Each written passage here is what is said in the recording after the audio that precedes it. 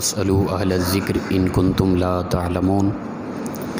آمنت باللہ صدق اللہ مولانا العظیم معزز و مکرم سامعین، کروڑا بار شکر ہے اس پروردگار عالم کا کہ جس نے آج کی صبح ہمیں پھر سے زندگی عطا فرمائی اور ہمیں یہ سعادت اور توفیق دی کہ ہم اپنے پروردگار کے ہاں آ کر سجدہ ریز ہوئے۔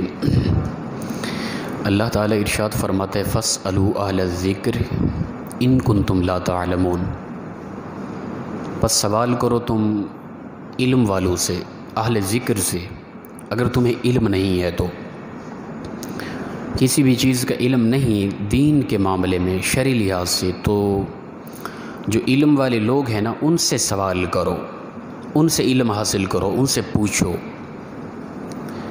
جو علم والے لوگ ہیں، علماء ہیں، یقیناً ان کا ایک درجہ ہے، ان کی ایک عظمت ہے، ان کی ایک فضیلت ہے جو اسلام نے، جو اللہ نے عطا کی ہے۔ ان کی محبت ہمارے لیے ایمان کا ایک حصہ ہے۔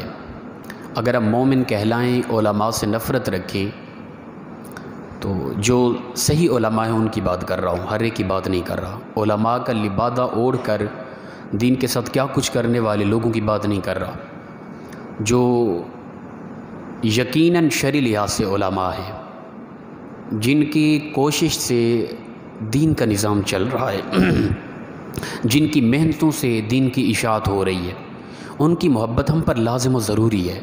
ان سے پیار کرنا ہمارے ایمان کا ایک حصہ ہے۔ حدیث مبارکہ کے اندر آتا ہے کہ ایک عالم شیطان پر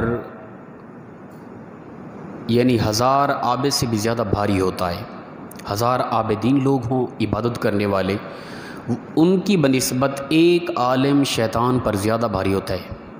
اس قدر قوت ہے، اس قدر عظمت ہے، اس قدر فضیلت ہے ایک عالم دین کی۔ فرمایا عالم جو ہوتا ہے نا، العلماء ورثۃ الانبیاء، علماء جو ہیں نا وہ انبیاء کے وارث ہیں، تو لہٰذا جو انبیاء کے وارث ہیں ان کی عظمت ہے، ان کی شان ہے، ان کی ایک فضیلت ہے، انہیں اللہ نے عزت و وقار عطا کیا، تو ان سے محبت ایمان کا حصہ ہے۔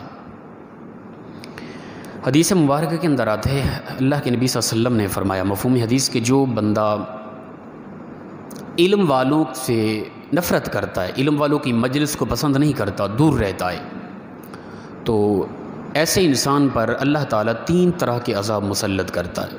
3 طرح کے عذاب اس کی طرف آتے ہیں۔ علماء سے نفرت رکھنے والا، دین سے دور رہنے والا، علماء کی مجلس کو، علمی مجلس کو ناپسند کرنے والے انسان کے لیے 3 طرح کے عذاب آتے ہیں۔ سب سے پہلا عذاب یہ کہ فرمایا کہ اس کے رزق سے برکت اٹھا لی جاتی ہے، وہ جتنا بھی کوشش کرے، کمائے، محنت کرے، اس کے رزق میں برکت ختم ہو جائے گی۔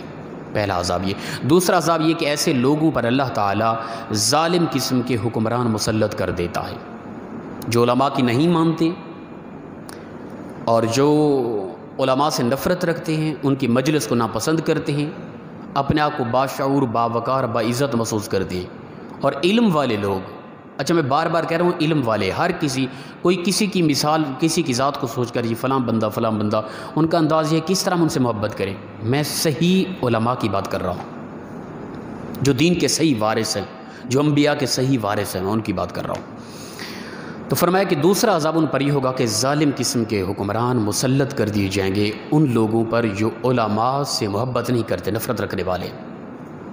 تیسرا عذاب یہ کہ ایسے لوگ جب مریں گے خدشہ ہے کہ بے ایمان ہو کے مریں۔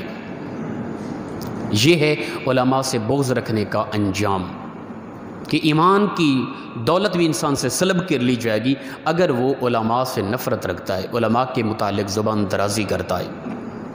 تو لہٰذا ہم پہچانیں کہ جو علماء ہیں ان سے محبت ہمارے ایمان کا ایک حصہ ہے۔ ہم کہیں ایسے تو نہیں چل رہے کہ کچھ علماء کی ہم گستاخیاں کرتے ہوں، یا ہم حدیث مبارکہ کے الفاظ مفہوم حدیث کہ علماء کی مجلس کو پسند کرو، روزانہ کسی پڑھے لکھے عالم دین کے قریب ہو جاؤ، اس کی مجلس میں بیٹھو تاکہ تمہیں علم حاصل ہو، تمہارے دل کے اندر نور ایمان میں اضافہ ہو۔ روزانہ نہیں کر سکتے نا، کم از کم ہفتے میں 1 مرتبہ جمعے کا خطبہ ہی جا کے سن لیا کرو، اور جو پڑھے لکھے علماء ہوتے ہیں ان کی زیارت بھی کر لیا کرو، ان کے ساتھ اظہار محبت بھی کر لیا کرو۔ پھر فرمایا اگر روزانہ نہیں ہو سکتا، ہفتہ بعد نہیں ہو سکتا، کم از کم مہینے بعد بھی نہیں جا سکتے، سال میں 1 مرتبہ ہی علماء کی مجلس میں جا کر بیٹھ جایا کرو۔ فرمایا اگر اس طرح بالکل نہیں ہو سکتا تو کم از کم علماء سے محبت ضرور کیا کرو۔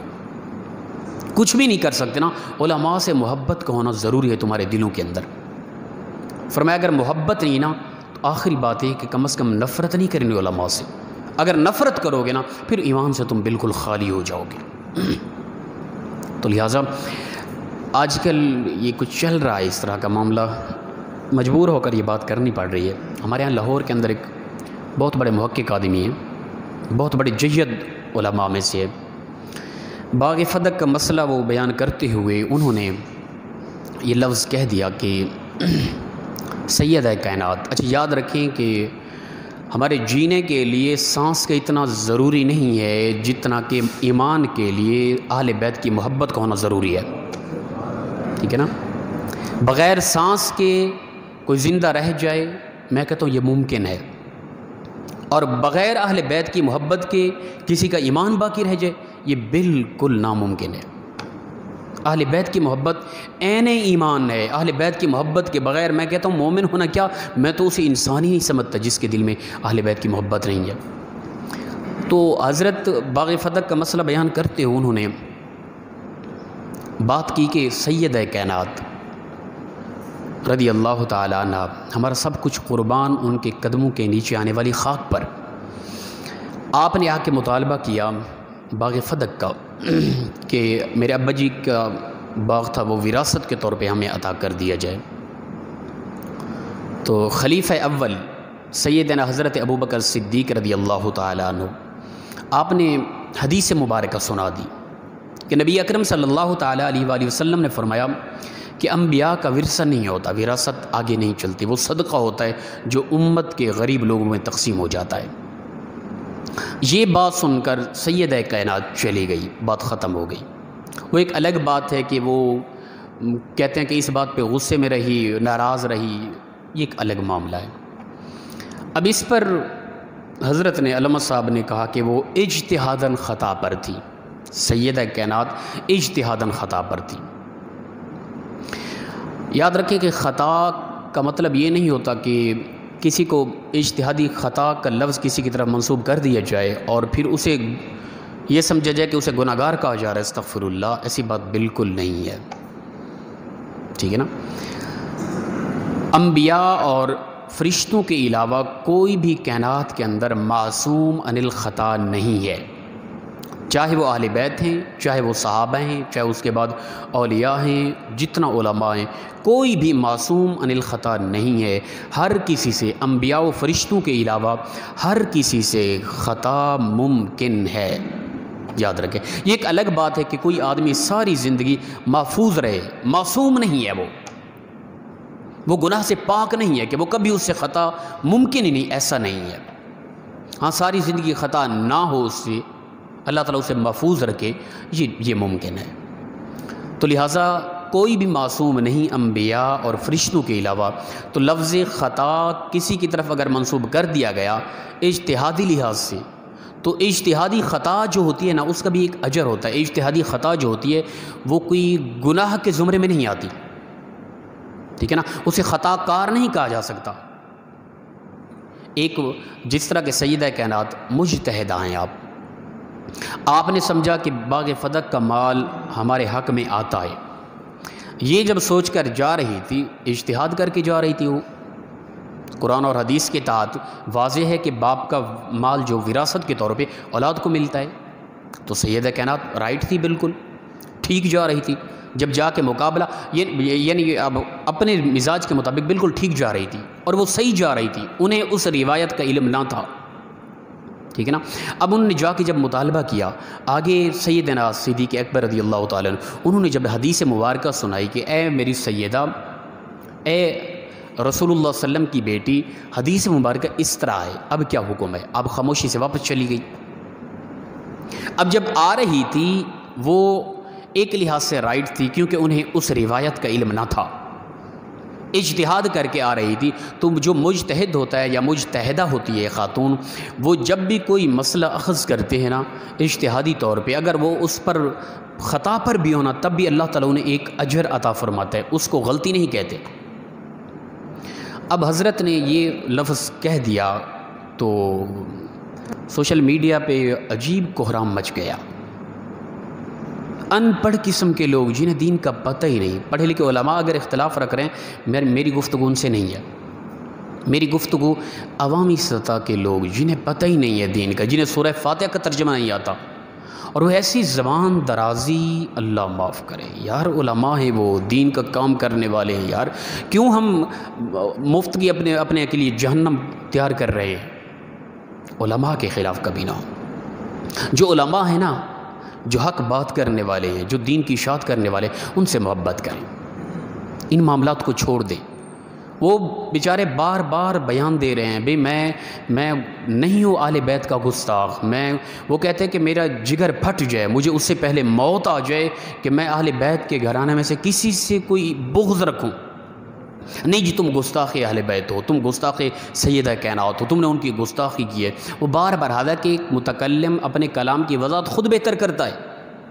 میں اب یہاں کوئی ایسی بات کر جاؤں، کوئی ایسا لفظ کہہ جاؤں، اس کے کئی معنی بنتے ہوں، اور میری مراد ایک معنی ہو، آپ دوسرا معنی لے کر میرے کلام کی وضاحت کیوں کریں گے؟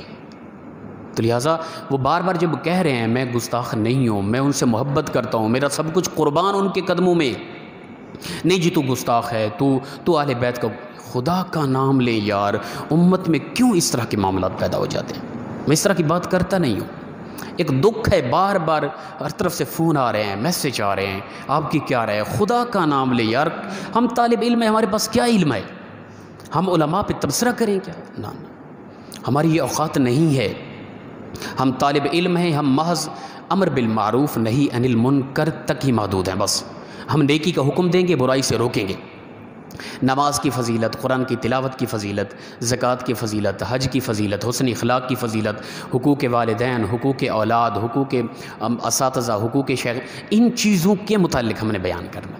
عقائد سے، علماء کی نظریات سے، علماء کے اختلاف سے ہم سے سوال نہ کریں خدا کے لیے. کہیں ایسا نہ ہو کہ ہم سے خطا ہو جائے اور ہمارے سارے اعمال ضائع کر دیے جائیں. ہم تو علماء کے جوتے اٹھانے کے بھی قابل نہیں ابھی تک، واللہ بخدا. ہم ایک طالب علم ہیں تو فون کے ذریعے، واٹس ایپ کے ذریعے میسج، ہم سے یہ سوال نہ کیا کریں بے علماء فلاں عالم کے بارے کیا کہتے ہیں، فلاں عالم کے بارے کیا کہتے ہیں. ہماری وہاں تک پہنچ نہیں ہے. ہمیں تو علم کی ہوا تک نہیں لگی ابھی، ہم تو طالب علم ہیں. تو خدا کے لیے کچھ اپنے اندر عوام الناس کے وہ لوگ جو بے شعوری میں آ کے نادانی کے ساتھ علماء کے متعلق زبان درازی کر رہے ہیں، میری ان سے التجا ہے خدا کے لیے اپنی اخروی زندگی برباد نہ کریں. ایک عالم دین بار بار کہہ رہا ہے یار میرا یہ نظریہ نہیں ہے، ایف آئی آر کیا کٹائی گئی، کیا کیا ان کے متعلق زبان درازی، کیا کیا بکواسات، مغلظات بکی جا رہی ہیں. پتہ نہیں یہ کس نے یہ اس طرح کی شیطانی سوچ دی ہے. تو لہٰذا علماء سے محبت ایمان کا ایک حصہ ہے. اور یقیناً عالم دین سے اگر وہ کوئی خطا ہو بھی جائے اجتہادی طور پہ، تو ہم کون ہیں عوام الناس میں رہ کر ہم ان کا فیصلہ کرتے پھریں؟ ایسا نہیں ہے. تو کوشش کریں فاسألوا اہل الذکر ان کنتم لا تعلمون. اگر تمہیں علم نہیں ہے تو علماء سے پوچھو، علم والوں سے پوچھو، نہ کہ اپنی عقل کی غلامی کر کے اپنے عقل کے مطابق ہی تم فتوے جھاڑتے رہو. ایسا نہ کرو.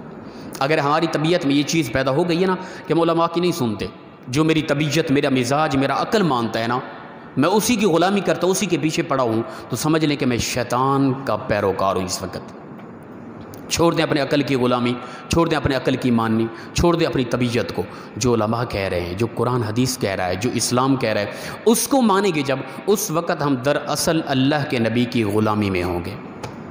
اللہ تعالیٰ سے دعا ہے پروردگار مخلصانہ انداز میں ہم سب کو دین اسلام کی طرف متوجہ ہونے کی توفیق عطا فرمائے، اور بالخصوص علماء کی صحیح قدر کی توفیق عطا فرمائے. وآخر دعوانا الحمدللہ رب العالمین. جی کوئی بات پوچھنے والی ہو تو. السلام